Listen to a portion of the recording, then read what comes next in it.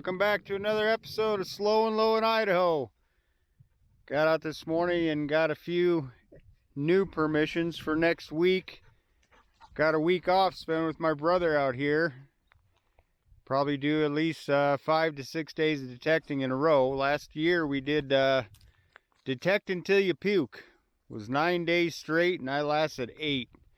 My legs were so worn out, my arms were so tired from swinging, I just couldn't go anymore, so I had to take a day off. But we're going to take a hike today. Got the backpack out and everything. We're going to hike up this canyon to an old school and old community up here. We've been here last week, found a few things at the lower homes, but today we're going to get up into the canyon and see what we can find. So we'll stop a couple places along the way and see if we can detect a little, and we'll hit the main site. We'll see you at the first interesting target.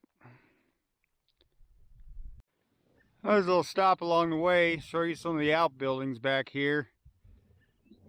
Sure is a pretty day, about 62 degrees, June, almost July, I'll take it. Let's keep going. There's a shot of one of the older homes in the area. We're headed up the canyon a little further. We might stop back on the way and detect this a little bit. I'm looking for the school today and the schoolhouse. So let's keep on pushing. Well, kind of an overview of the ground we're looking at. This was disked a couple weeks ago. Not a lot up here so far. A lot of iron, some glass, but I did find a thing. It's got a spring on it. Call it our first mystery item. I don't know what that is, so we're going to keep looking. We're starting to get signals, so I know we're near the home and the school. So see you at the first target. Oh, working our way up the creek. Lost about a half hour of this little turkey. Saw a jackrabbit and she was gone. Thank God she came back. We got a solid signal. It's a 20. And it's a pocket watch. It's like the inner mechanism, everything's there, so we'll put that in the pouch and keep on looking.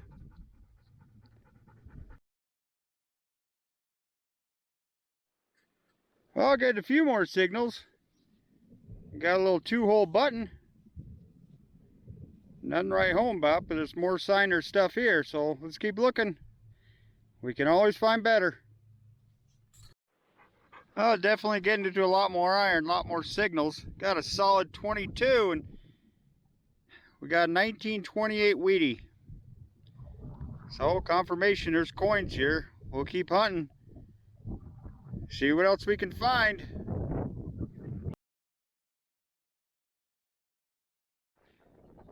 Just a few feet further, digging up another nice solid tone. Found drop in the dirt.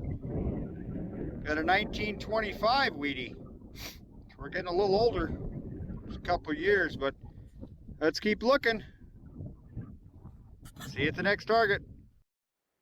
Well, good news is we're not finding a whole lot of junk. Canned slaw or nails that sound really good. There's a lot of iron out here, but got on a decent high solid tone and got a lock. Brand name is Ilco. Have to look that up and do a little research. Maybe it'll help date or age the place. So, all right, let's keep looking.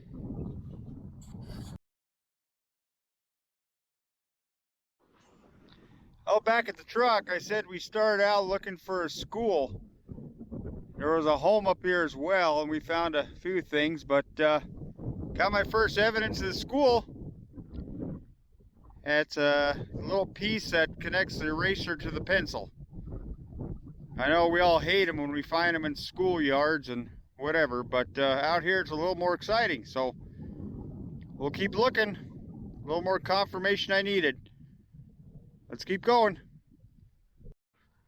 I must have dug about a dozen of those pencil eraser ends, different lengths and different shapes, and even a yellow one, so stop filming those. We got a good solid tone. We got a 1935 Wheatie. We're out here pretty far from the creek, but maybe this is a school play area, so we'll keep looking. Well, the older school we hunted first thing this spring in this area. Found a lot of pocket knives. Today's theme seems to be pocket watches. There's another one, the inner mechanism to a pocket watch. So let's keep looking. We're finding stuff. Oh, nice afternoon breeze kind of kicked up. Swinging back towards the creek here and got a solid signal. Sound like it's awful shallow. Look down, know if you can see that. Laying right next to that little weed. There's a coin. Wow. I don't believe it. We got a mark. Let me get that cleaned up a little bit. Looks like my silver drought might be over. Alright, we'll be right back. Oh, got her all cleaned up. It's a 191. Can't tell. It's got a slicked off end date. If I was to guess, I'd say 1912, but that's just a fetch. So I'll put a picture up there of it, and we'll keep on looking. Always nice to find silver on the surface.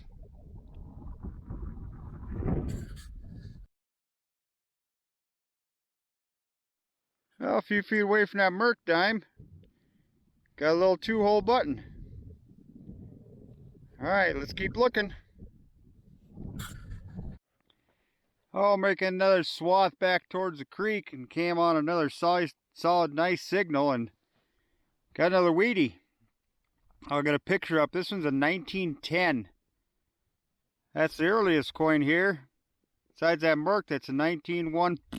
So we'll keep looking, see what we can find. This coin's been in the ground a little while.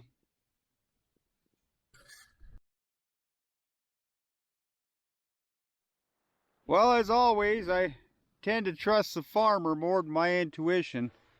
He told us originally there was a school up here and a house. And said the house was much older than the school.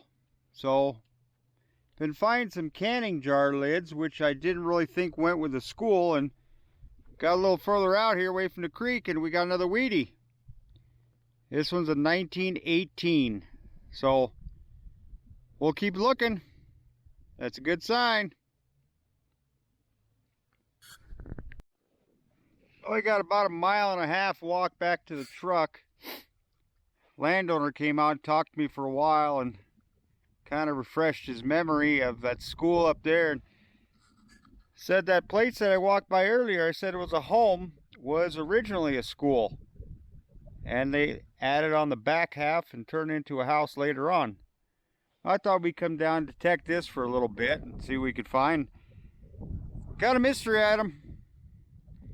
I'll put a picture up of that. It looks like some kind of cap. I would have went on something. It is stamped. It says Cone Boss.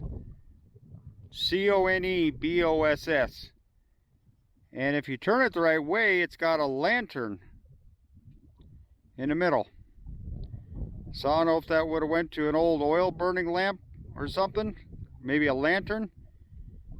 If you guys know, leave me something in the comments. Alright, we'll keep checking this place out for a little bit, see what we can find.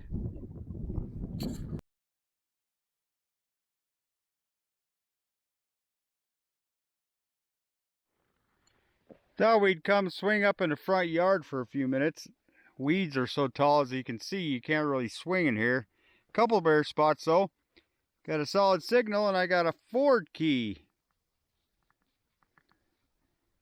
It says Ford on it and on the back it says 74. Put that in the pouch and we'll keep on looking. I don't know how to age my keys.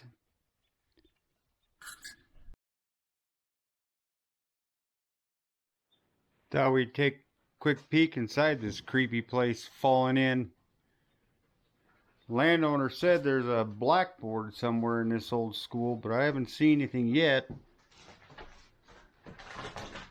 Take a look in a couple of the other rooms and see what we can find, but I thought it'd be kind of neat to see what the old school looked like from the inside. Alright, we'll keep looking. I'll take a look in the other room. I see what he's talking about. That's where the slate board would have been. There's the chalk tray all along the bottom, where the chalk and the eraser would have sat. And believe it or not, there's an old broken desk here. So I guess this was an old school. We'll save this for a future hunt. Keep on looking.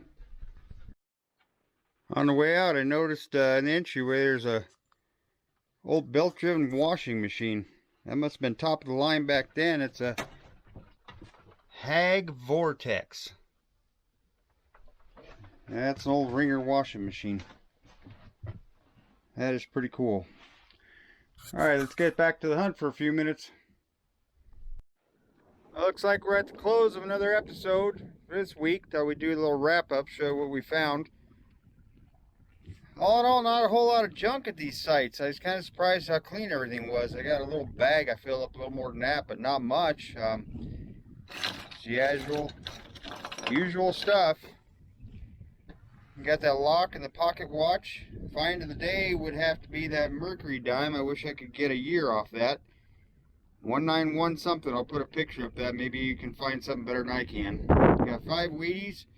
That Comb Boss stamp or cap, I guess you want to call it, with the lantern on it. I got a picture of that coming up. And the Ford key. Got talking to the landowner on the way back, and every time I talk to him, he seems to remember something from his youth. So he said, hey, up on that hill, there's a windmill. So sure enough, we turn up the dead-end road, and there's a windmill up here. I started taking a walk around just to see if I could find anything on the surface. Kind of give me an idea if there was a home here, and started finding glass and pottery and some piece of dishes and of course some blue glass. So we'll do a future episode up here. I apologize for the view. I know it is just so horrible up here. It's probably maybe 64 degrees and just green and lush and beautiful. So this is what you get in Idaho, folks. All right. Thank you for joining us for another week. You keep your coils slow and low, and you keep your spirits high, and thank you for joining us once again. See you next time.